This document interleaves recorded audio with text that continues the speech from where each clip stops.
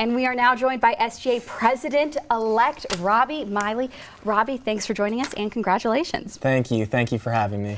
And so first of all, this is pretty new. How does it feel?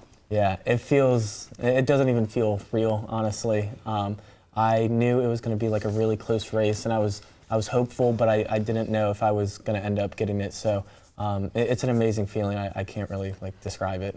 Yeah, and you won by 25 votes. That's pretty narrow. How do you feel about that? Yeah, I think it really just kind of shows that, don't take anything for granted and really make the most of every opportunity, because you never know, if you're going to get it or not, and you really got to try your best to be the voice of the entire student body and reaching out to as many people as possible. And so you've talked a lot about how you've campaigned and how you kept trying your best. What was the campaign trail like? Yeah, it was really stressful just because last year they had 2 weeks to campaign, and this year it was only 1 week. And so we kind of had to cram just about everything into 1 week. And so I really tried really hard to storm board. I tried to go a bunch of different organizations, hand out pieces of candy. So it was really intense and stressful, but rewarding. And so this is kind of on to a different subject, but the executive secretary seat, that is vacant. So do you have any idea of who is going to fill that seat, and what's the process like to fill it?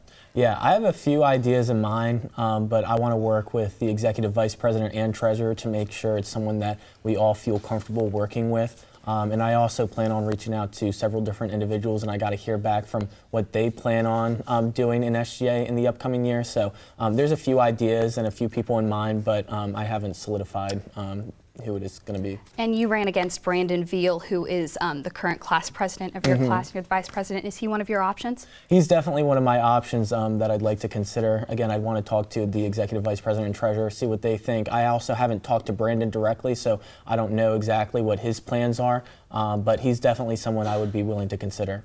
Yeah, and there's also a lot of vacancies, especially in that class of 2021 group. Is that your job to fill those, and is that the same process? Yeah, so I am the person that will be appointing those positions. It will be a process to appoint a lot of different positions because there is a lot of vacancy throughout the Senate. But I'm going to work really hard to try and find the best people for those positions. And so this is a little bit of a different question, kind of random, but that first SGA meeting when you are officially executive president, what is that going to look like under your leadership? Yeah, it's definitely going to be a transition for sure, just because I've always been a part of the Senate. I haven't been the person leading that. So I'm not exactly sure what it's going to look like. I definitely plan on working closely with Jack Johnson and hearing what he has to say about the position and trying my best to implement my own kind of style in the position itself. And so you said that you've been on the Senate, but have you ever worked with anyone else on the executive membership board? Yeah, so I'm the assistant to the executive vice president, Louisa Scholler. So this past year, I worked very closely with her in her task and what she did. So I got kind of an inside look and see what people on exec really do behind the scenes. And what about the newly elected vice president and treasurer? Jonathan Stetler and Andrew. So Jonathan was actually my suite mate freshman year. We actually both ran for freshman class president, and neither of us got it. So it's kind of interesting to look back at that neither of us won our freshman election, but now we're both serving as vice president and president. And I don't know Andrew that well, but just hearing him speak and talking to him, he seems like a really great guy. So I'm really looking forward to it.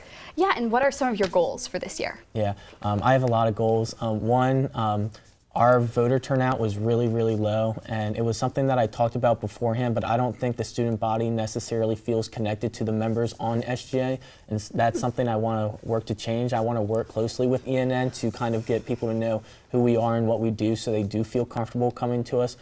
Mental health is another thing that I really want to work to tackle. I think we have a big mental health issue here on campus. Since I've came to Elon, there have been several students that have unfortunately taken their life, and I think that's a really big flag that something needs to change.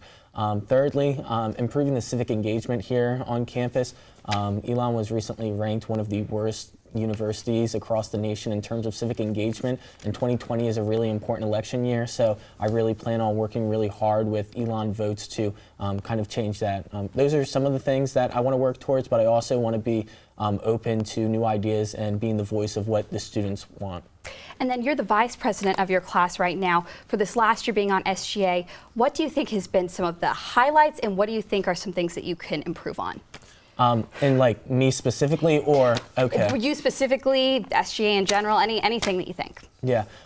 So I think one of the highlights was writing a piece of legislation that was worth $50,000. The legislation itself incentivizes faculty to use free and online textbooks as opposed to traditional textbooks that can cost upwards of $150. So that was something that I was most proud of, but something that can definitely be improved is reaching out to the student body. I think that's something that is severely lacking, both in class officer positions, but also executive positions and all other positions on SGA. All right, Robbie, thank you so much.